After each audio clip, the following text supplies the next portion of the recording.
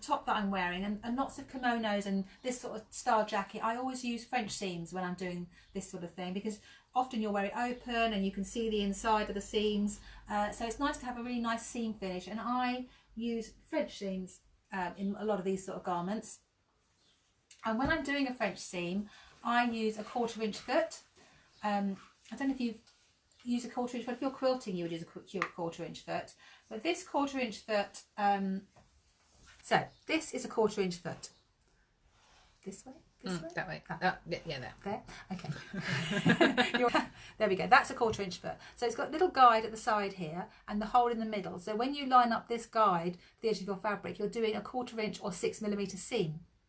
Now this foot is really useful because it's got a second hole there on this side.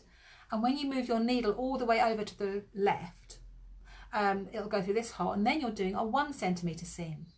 So that's a really useful tip about this foot. It will do a 1/4 inch or 6mm seam, but it would also do a 3/8 or 1cm seam as well. When you're doing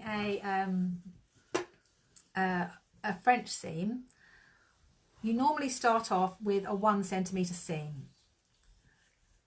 So if your seam allowance is a 5/8 or 1.5 centimeters, you start off with the biggest part. So you start off with a 1cm seam. So I'm going to put this foot on the machine here, and there we go. I'm going to move my needle over to the left. So I've just show I'm just going to go over here because I've got to go all the way over to the left, which is 0. So now the needle is going through the hole on the left hand side. So when I stitch, I'm lining up the edge of the foot to the edge of the fabric and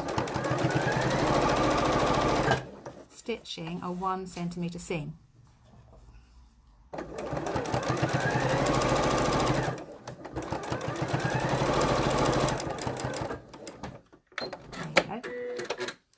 So once I've stitched that, so you can see that nice 1cm seam, now I'm going to trim this down to about 3mm.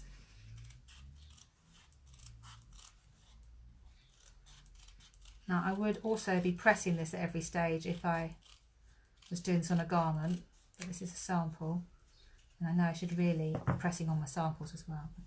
The iron's all the way over there. So once you've trimmed, press that to one side.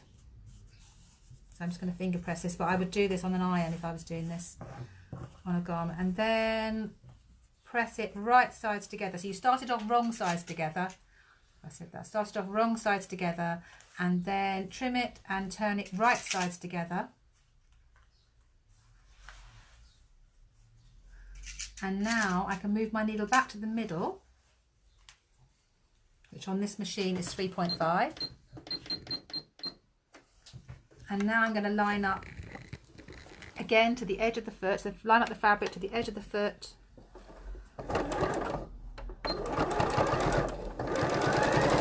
And now I'm doing a 1/4 inch seam.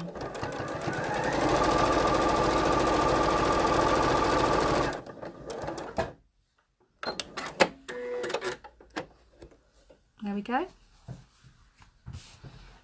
And all the edges, all the raw edges are inside.